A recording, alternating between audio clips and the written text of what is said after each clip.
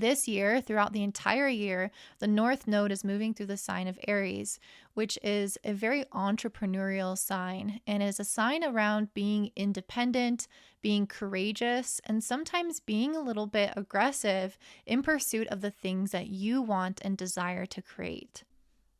All right, up next we have Aquarius rising and sun. This Capricorn new moon happening on January 11th is happening in your 12th house. And whenever I see that, there is usually some kind of association with either letting something go or self-destructive behaviors or spiritual experiences that may make you feel a little bit more isolated than usual with, or even tired with a new moon in the 12th house. So if you're experiencing any of that, know that that's really normal for this period of time. This new moon is really about having a plan, but for you being in the area of the unseen and the hidden, there is something about this where I feel like you guys are needing to kind of look at things that you've been ignoring or look at things that have been maybe undercutting you and getting on top of them, getting in control of them, becoming aware of them, having a plan to manage them. And that's really something that I'm seeing with this salvation card in reverse, where it's talking about how we can have quite self-destructive behaviors or behaviors that are out of alignment or wishes and things that we're very attached to in the material world, wanting them to manifest in a very specific way, and feeling like we need to have some semblance of control over our life and our manifestations.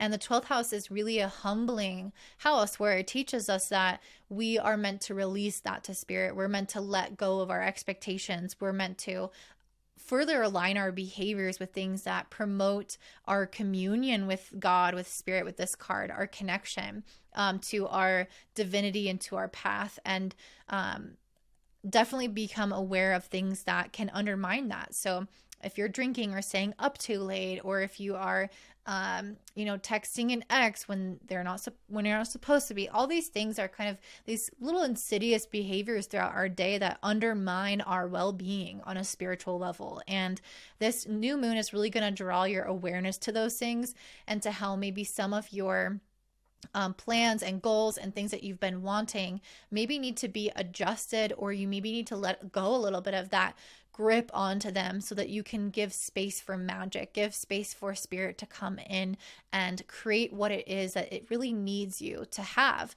If there are any poor traits that you've been enacting on, if you've been overly confident, if you felt entitled, if you felt difficult emotions that you've been feeding into, those things can come up again as well for you to examine and see patterns and become more aware of your process with that, so that you can again move more towards a spiritual and aligned path.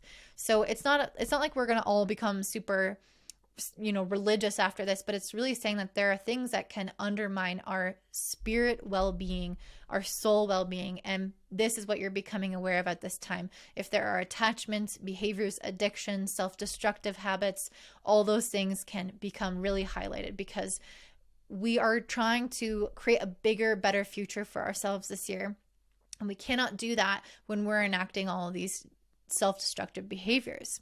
This moon is also making a square to the North Node in Chiron in Aries in your 3rd house, and of course the South Node in your 9th house. So this is really showing you the root of the manifestation of some of these self-destructive behaviors comes from the mind. So there's something about the way that we think, the way that we talk, the way that we make meaning and process information that we're experiencing around us. That is the root cause of many of these behaviors, essentially. So this is trying to help you bring some awareness to these situations and bring what is unconscious into the conscious and vice versa. So ultimately, I feel like this is you kind of getting a hold of your mind and a hold of your control over the things that you do have control over, while surrendering the things you don't have control over, and finding that balance, as well as, again, healing your mindset in order to feel like there's a lot more ease and flow and trust in this process of manifestation for this year ahead, but also just for these next few weeks especially. This new moon is making a really positive trine to Uranus in your fourth house. So again, I feel like it's really going to help you uncover some of these root causes, like these emotional root causes. Like, where is this coming from within myself? What is this pattern here? Does this even lead back all the way to my family? Are there, things that are happening within my home and my everyday environment that I need to change to create more of the support system for myself to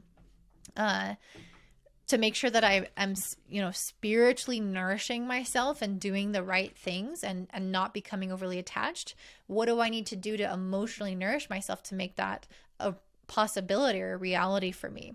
With Jupiter moving through your fourth house as well, it's again really enhancing your home life. This could mean that you are living in a great environment, that you have the possibility this year to buy a home, that you can improve your home, that you can improve your emotional well-being, that your relationships with your family members or your roommates improve, that you enjoy the place that you're living in more. There's really an enhancement of your nest and your emotional well-being and the relationships that are the closest to you, which I love. And this Jupiter in the fourth house is trining Mars in the 12th. So again, it's by having that nourishing nest that you're able to then kind of venture off into the spiritual world and feel like you are safe, feel like you don't need to have those behaviors that are ultimately hurting you, things like that. It's like if we come from a good home, then we tend to have behaviors that continue to support and nourish ourselves. And that's kind of the energy we're getting here. It's like parenting ourselves, loving ourselves, feeling really good within the home, feeling really good within ourselves, so that we can continue to align ourselves with the best possible energy, behaviors, thoughts that will continue to support us and create more alignment in our life. You guys also have Saturn, which is the ruler of this new moon, in your second house of finances. And it's making a sextile to Jupiter in the fourth and Mars in the 12th. So again, this is a really big energy around creating that supportive nest. But in this case, it's talking about financially. So not only are we doing that emotionally, making sure we feel good in our environment, but we want to make sure that we have enough money to feel like, okay, yes, I feel really secure. We want to make sure that we have the right things in our life, the right home in our life that offer that physical support, that offer that emotional support as well, because we feel safe, or we feel like we are making enough money and we feel valued and we have high self-esteem. So all these things are very connected, but it's really making sure that we are held, we are supported, that we have that right system in place so that we can continue to make good decisions and live in alignment. Lastly, you have Venus in 11th house trining Chiron in your third house. So ultimately, I think that your friendships can really come in and help you, your community, doing things out in your neighborhood, also doing like meeting new people, trying new hobbies, putting yourself out there with people who have similar interests. All these things can help you with your own mind management, which is, of course, one of the really big aspects of this year for you, and this new moon for you, is really managing your perception of reality, your communication, and your mindset.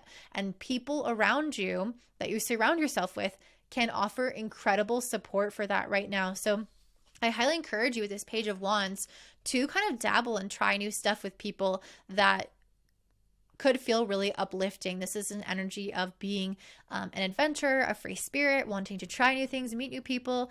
And I think that's ultimately going to really support your brain, your adaptability, which is super important during this time, and your overall outlook on life. So that's what I'm seeing for you, Aquarius. Before you hop off, I wanted to give you a card for your 2024 a goddess that is ruling over you this year. So who is the goddess for my Aquarius?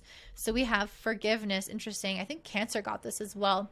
Letting things go. This is a year of releasing things that you have been emotionally attached to, forgiving yourself, forgiving other people, not holding on to resentments, not feeling like you're weighed down by heavy emotions that are just kind of keeping you stuck in the past. This is a time to forgive for your own sake so that you can move on and have a better and brighter future.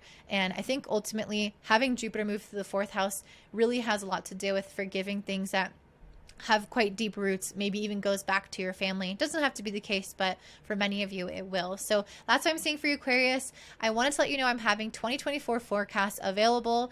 There's only some left for one-on-one readings, but we go through in the one-on-one reading month by month what you can expect, kind of how to plan your year, advice, things like that, answer all your questions. If you want that, it's linked down below. If not, I have a Notion template, which is obviously much cheaper, DIY, where I list out all the transits and their energy so you can plan your year according to that. So both are linked down below. I hope to see you next week. Don't forget to like, subscribe, and comment down below. And I love you guys.